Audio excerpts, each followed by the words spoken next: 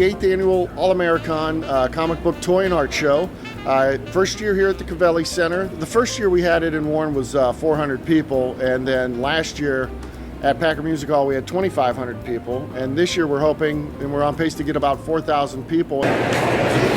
Me and my wife, we run a stand called Die in the Guy, and we're just selling her art. Pop culture, superheroes, Disney, a lot of Disney, that's a good seller. Stuff from video games, anime, Star Wars, Harry Potter, those are big sellers.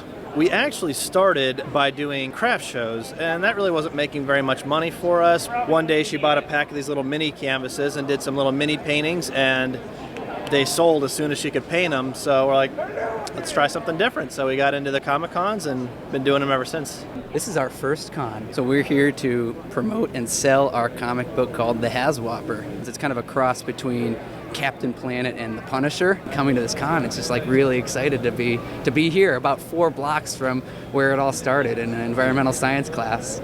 So yeah, Mosier Hall at YSU, that's where it all started. It's so close.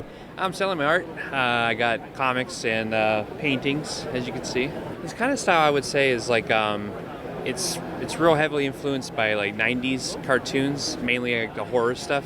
Because I remember growing up, we had a lot of horror things like Goosebumps, Ghostbusters, all real monsters. So it's kind of like real influenced by that and just horror stuff, really. There's a kids costume contest. Yay!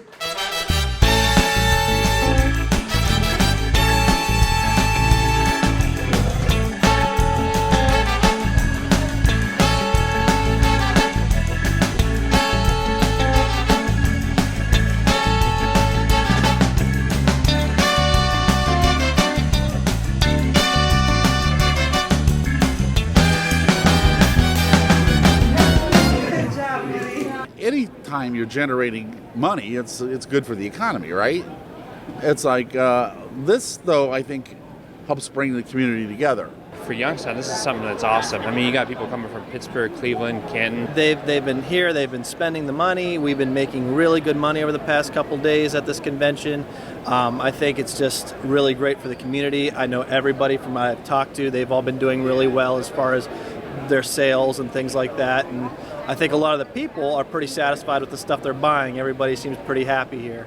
A lot of people I'm seeing like with 2-day passes, they're coming multiple days, spending a lot of money. And when people, as you know, like when people are traveling to certain events, that has a cascading effect beyond just like buying comics and action figures and posters and stuff like that. But it's also the gas stations and the restaurants and the bars and the hotels and the other attractions. A show like this is, of course, it's nothing but great for business, local business. It brings in, hundreds, thousands of people, who will then do business in the area. So it's a great thing. If we do 4,000 people this year, I'm guessing within the next 3 or 4 years, hopefully hit 7,000 or 8,000 people coming through over 2 days.